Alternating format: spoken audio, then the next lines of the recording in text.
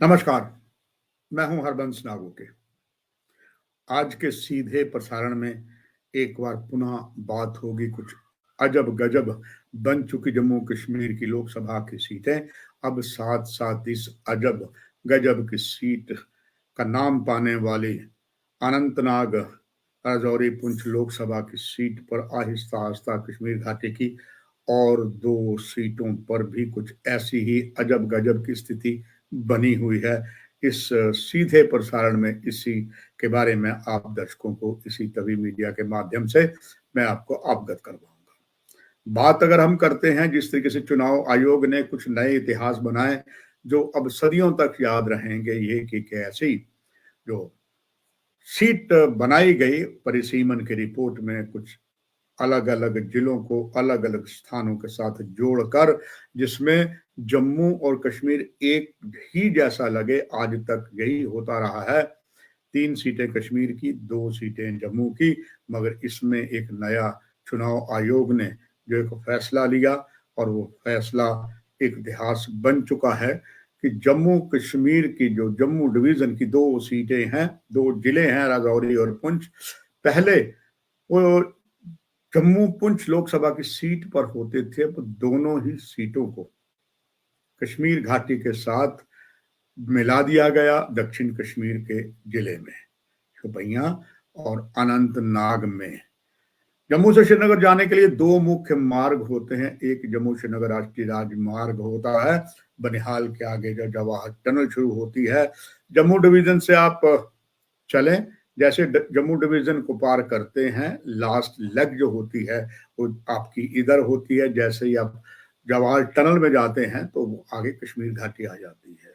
ऐसे ही अगर बात करें दूसरा जो मुगल रोड है, जम्मू डिवीजन के राजौरी पुंछ से होता हुआ शोपियां में यानी कि दक्षिण कश्मीर में जाके मिल जाता है। और यही 2 जिला जो थे राजौरी पुंछ को दक्षिण कश्मीर से जोड़कर बनाया गया है अनंतनाग और राजौरी पुंछ लोकसभा की सीट पर। और ये सीट सचमुच अजब गजब हो गई है।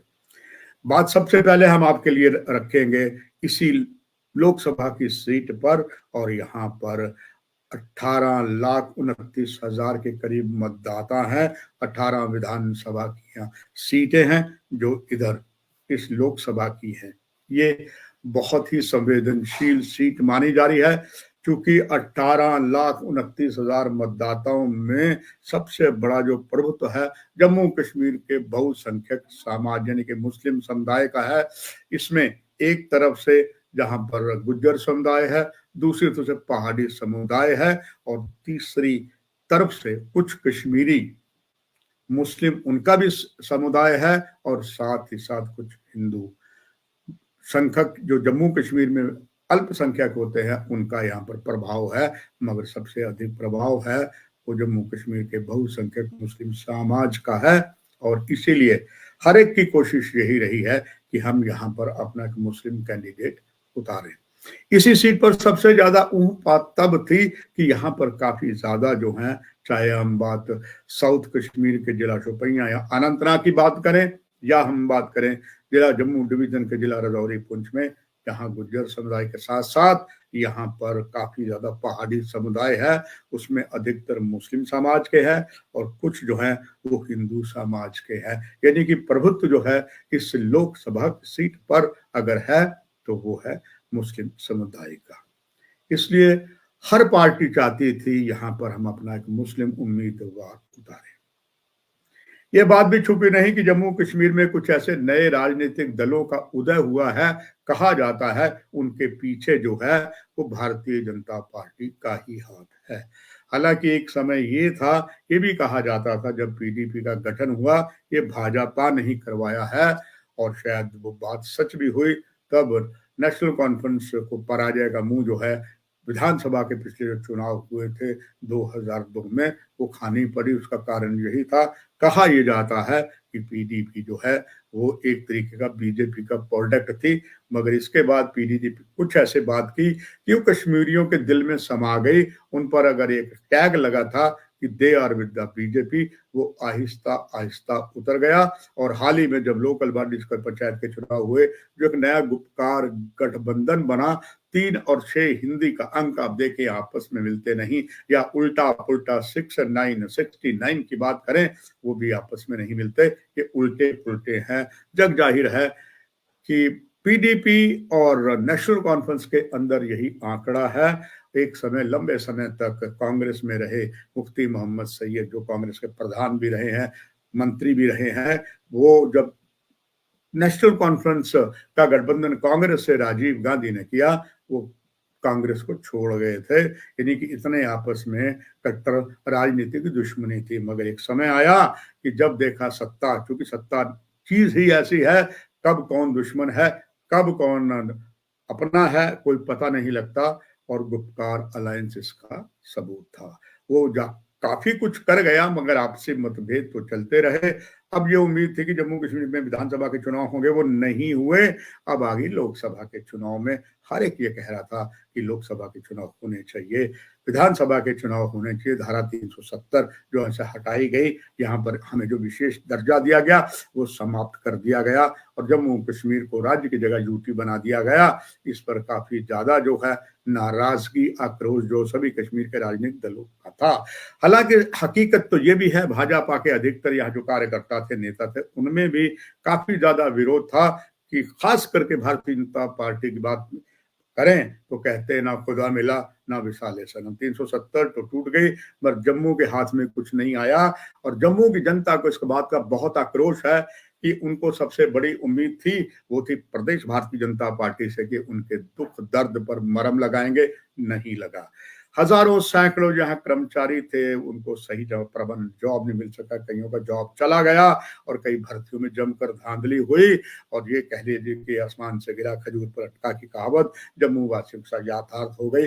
भाजपा वाले क्यों नहीं बोले, बेहतर जाने। कुछ उम्मीदें ये बनी कि जब भारतीय जनता पार्टी के जहाज में बहुत बड़े बड़े नेता आ गए, खास करके नेशनल कॉन्फ्रेंस कांग्रेस से, उनसे भी उम्मीद बनी निस्संदेह। कुछ जो भारतीय जनता पार्टी में शामिल नेता हुए, उन्होंने अथाह प्रयास किया जम्मू की समस्याओं को समाधान के लिए, मगर वो ज्यादा कुछ नहीं कर पाए। हालांकि अंदर ही अंदर में आपस में उनका भी विरोध चलता रहा।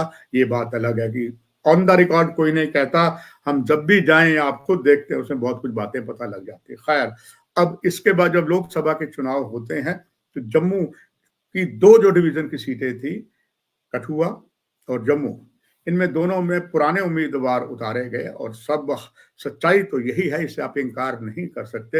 Everybody was shocked. उम्मीद थी कि कुछ नए उम्मीदवार होंगे, क्योंकि दोनों ही जो इस समय भाजपा के उम्मीदवार है, काम उन्होंने बहुत अच्छा किया, मगर जनता से दूरी थी। अब तो यहाँ तक कि जम्मू में बात उठी थी कि अगर भाजपा के प्रत्याशी घर में रहें वो जीत जाएंगे, अगर बाहर आए तो उनकी हालत बहुत बुरी हुई। एक वो भी समय था जब उनके लिए पोस्टर भी लगे थे कि our member of parliament is missing.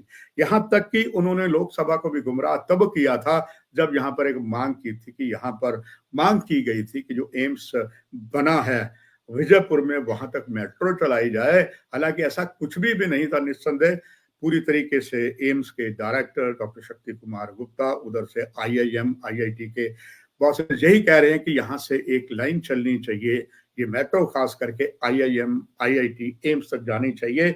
उन्होंने अपना काम किया है, मगर इन्होंने नहीं किया। झूठ जरूर बोल दिया था, ये बात अलग थी। मीडिया में इसमें को दो राय नहीं, काफी प्रभुत्व जो है वो भाजपा का है। इस बात को खिल्ली तोड़ी, ज्यादा नहीं उड़ी।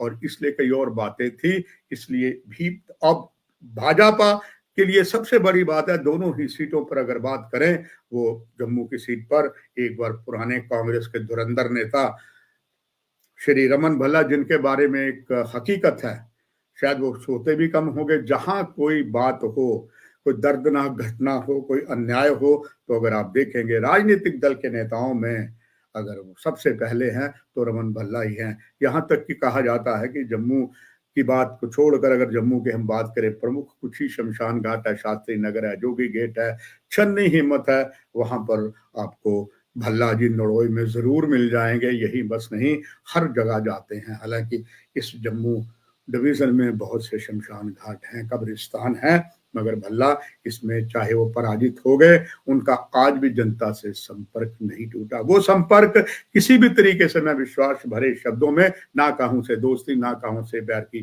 कहावत को याथार्थ करते हुए फिर कह सकता हूं कि वो भाजपा के जो इस समय भी नेता हैं, चुनाव में हैं, वो ये हासिल नहीं कर पाए जो भल्ला है। मगर एक तो बात हकीकत है, आप उसमें इनकार नहीं कर सकते, मोदी है तो मुमकिन है। लोगों ने ये भी कहा कि वोट इनको नहीं देंगे, हम मोदी को देंगे।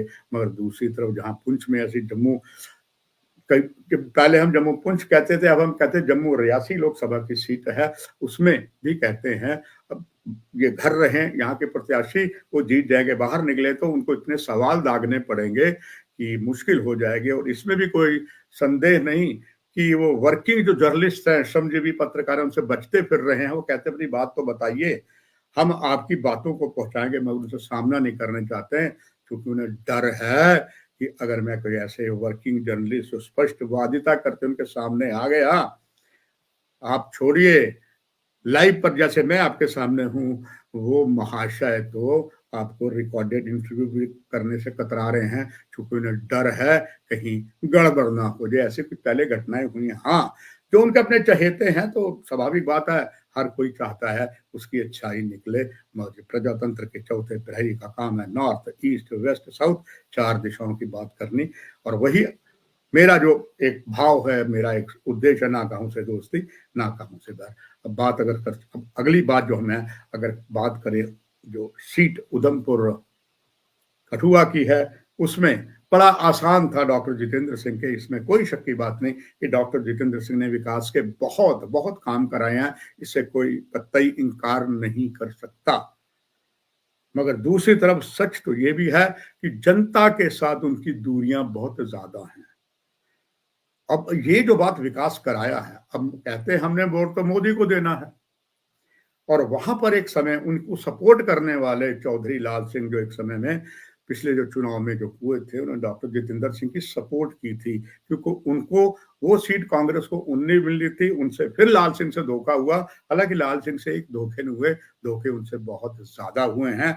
जनता के लिए लड़ते हुए उनको अपनी कुर्सी गंवानी पड़ी है, उन्हें एक एजेंसी ने भी अंदर किया, उनको जमानत मिल गई, और उनका आज भी प्रभुत्व है कि अब पुनः जब भाजपा के साथ उनकी दूरी बन गई, कांग्रेस में जाने की कोशिश की, तो यहाँ के कुछ नेता थे जो चाहते थे कि लाल सिंह कांग्रेस में नहीं आए।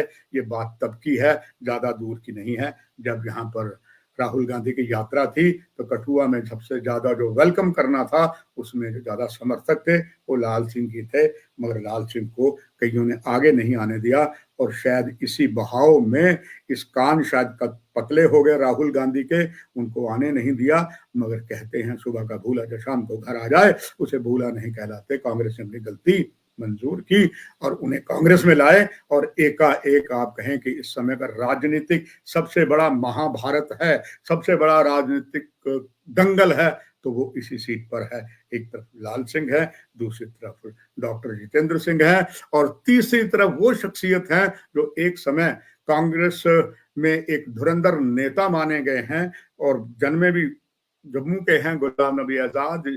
जम्मू में उनका जो है जन्म हुआ है, कश्मीर उनका दामाद, उनका कश्मीर के दामाद को कश्मीर में शादी की है, और वो लंबे समय तक कांग्रेस में रहे, और इसके बाद जम्मू कश्मीर के मुख्यमंत्री भी गठबंधन सरकार में बने। मगर उसके बाद वहां बहुत कुछ हुआ। इसके बाद अब गुलाम नबी आजाद ने कांग्रेस को त्याग कर अपनी पार्टी बनाई। वो कहते तो रहे कि हमारी पार्टी है, मगर हकीकत में कुछ और है। उन्हें एक बात कह दी गई कि he is BJP number 2 party. सवाल भी सही है, जनता जनार्दन होती है, जनता की आंखें आप बंद तो नहीं कर सकते। और कहावत भी है, सुत्ते नु कोई सवावे भी जागे नु कौन जगा सकता। गुलाम नबी आजाद और दूसरे पीडीपी को छोड़कर जिन्होंने अपनी पार्टी मुश्ताक बुखारी ने बनाई, जम्मू कश्मीर अपनी पार्टी बनाई, और एक और पार्टी थी जिसे कहा था कि जम्मू कश्मीर की बी पार्टी है, वो है सज्जाद लोन की नॉर्थ कश्मीर से। चाहे अल्ताफ बुखारी हैं, चाहे सज्जाद लोन हैं, चाहे गुलाम नबी आजाद हैं, इन्होंने सत्ता का सुख भोगा है, मंत्री भी शामिल रहे हैं, झंडे की कहार तो उनके पास रही ही है। और इन तीनों के पास ही, जबकि ये बीजेपी के नहीं हैं, इन तीनों के पास अच्छे सरकारी आवास दिए हैं तीनों को। तो बहुत कुछ बता जाते हैं। अगर ये अपोजिशन के थे तो इनको सरकारी आवास क्यों दिए गए? पीडीपी का भी आवास है, तो पीडी पर भी ये निशान लगता है कि क्या वो भी कहीं ना कहीं सरकार के साथ है, क्योंकि उनका कार्यालय भी जो है वो सरकारी बंगले के अंदर है। और जबकि पैंथर पार्टी को निकाल दिया गया, धक्के से निकाल दिया गया, और ये काफी बातें, संकेत साफ हो जाता है कि अंदर खाते में क्या बात है। खैर, अब आइए हम चलते हैं कश्मीर में, जो आज मेरा एक और विषय है। वो है कश्मीर की तीनों सीटें, जिसमें अब जिला पुंछ और राजौरी भी जुड़ गया है जम्मू डिवीजन का। वो है ये सीट जो साउथ कश्मीर के साथ मिली। ये बड़ी अजब गजब की सीट हो गई है और यहाँ बहुत कुछ चुनावी ताल ठोका जा रहा है। यहाँ ये थी कि ये साउथ कश्मीर में पीडीपी का प्रभुत्व है, गठबंधन उनका टूट गया था, चाहे इंडिया का था, चाहे यहाँ का गुपकार वो बना ही था, जल्दी दफन भी हो गया। तो यहाँ पर प्रभुत्व जो है माना जाता था, वो माना जाता था पीडीपी के महबूबा मुफ्ती का। दूसरा यहाँ सबसे प्रभुत्व माना जाता था राजौरी पुंछ में मियां अल्ताफ का, जो एक गुज्जर नेता है, पिता उनके धार्मिक नेता हैं, 5 बार वो पहले भी मंत्री नेता रहे हैं। वो नेशनल कॉन्फ्रेंस के हैं, नेशनल कॉन्फ्रेंस ने उनको उतार देने की घोषणा की, महबूबा मुफ्ती ने भी की, और साथ ही साथ गुलाम नबी आजाद ने भी कर दी कि मैं चुनाव जो है साउथ कश्मीर से लड़ूंगा। सच्चाई तो ये भी है, आरोप उन पर बड़े गंभीर लगते हैं कि जो पहाड़ी समुदाय को पहला कांग्रेस के शासन में रिजर्वेशन मिलनी थी, उसमें रोड़ा ही गुलाम नबी आजाद ने डाला, और इसलिए कोई पहाड़ी समुदाय जो गुलाम नबी आजाद के हक में नहीं है। ये बात सार्वजनिक भी हो गई। और इधर भाजपा की कोशिश थी कि अगर ये हमारी सपोर्ट लेते हैं तो ये क्यों यहाँ खड़े हुए हैं। यही कई कारण थे कि भाजपा ने वेट एंड वॉच की पॉलिसी अख्तियार की। आज तक भाजपा ने अपना उम्मीदवार इस राजौरी अनंतनाग लोकसभा की सीट में नहीं दिया। रीजन भी यही था कि भाजपा एक बहुत तरीके से एक सुलझी हुई पार्टी है, बहुत बहुत बुद्धिजीवी हैं, चाणक्य नीति उनके पास है, देखते रहे कौन क्या करता है। इसलिए भाजपा ने अपना उम्मीदवार नहीं, जो लगातार दर्शक मेरे इस तभी मीडिया के कार्यक्रम को देखते हैं, बहुत देर पहले मैंने कहा था यह भाजपा की नजर किसी मुस्लिम नेता पर है और गुज्जर पर है, और वो चाहते हैं कि अच्छा गुज्जर वेल एजुकेटेड हो, उसके दामन में दाग ना हो। तो ये जो ये तो मिल सकता है, तो अच्छा ब्यूरोक्रेट मिल सकता है, और जो इसी स्थान इसी लोकसभा सीट का हो तो मिल भी नहीं गया। बहुत भरोसेमंद सूत्र कहते हैं कि बहुत लंबी उनकी मीटिंग भी हुई, सब कुछ उन्हें मना भी लिया गया, मगर अभी भी भाजपा जो वेट एंड वॉच करती है उसमें फायदा हुआ है। जो कहते सहज पके सो मीठा होए, वही हाल हुआ। अभी तक भाजपा ने कैंडिडेट नहीं किया है। उम्मीद यही है कि एक IAS अधिकारी ही है, वो लाया जाएगा यहाँ से। हालांकि कईयों का ये भी कहना था कि जो पहले नौशहरा से जीते हुए रविंदर रैना हैं, जो भारतीय जनता पार्टी में हैं, बड़े कर्मठ नेता हैं, संघ परिवार में भी रहे हैं, उनको टिकट देंगे, मगर उनके टिकट का कारण वहां मतदाता जो हैं वो ज्यादा मुस्लिम समाज के हैं, इसीलिए नाम उनका तो है मगर बैकफुट पर है। उम्मीद की जा सकती है सामने बात आ जाएगी। और यहाँ अजब गजब की सीट पर गुलाम नबी आजाद ने ताल तो ठोका, मगर अब कहते कभी हाँ कभी ना, कभी हाँ चल पड़े। अब दूसरे सबसे बड़ी वो अजब गजब की सीट हो गई जहां पर मियां अल्ताफ को खड़ा किया था चुनाव में, और मियां अल्ताफ के बारे में कल खबर आई थी, he is not going to fight, he is not well.